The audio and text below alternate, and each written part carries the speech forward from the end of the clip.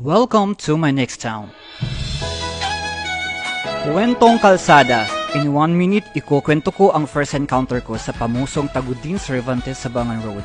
Bakit ako napunta rito? Mga kakwentuhan, i-admiration natin yan at ito ang aking kwento. Mayroon akong kwento. Noong 2010 narating namin ang mga towns ng Tagudin, Suyo at Cervantes na dinadaanan ng kalsadang ito.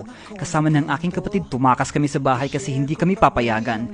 Bagong bili noon ang Honda Beat ko kaya nag-break-in kami noong 2010. Masaya kami na may halong kaba. Noong 2010, tinuturing na delikado ang daan papunta ng Cervantes. Ito ang kalsadang naging dahilan bakit ako naging isang travel vlogger noong 2010. This was my first viral post. Nako, bitin ang kwento sa 1 minute. Kwento mo kailangan explore.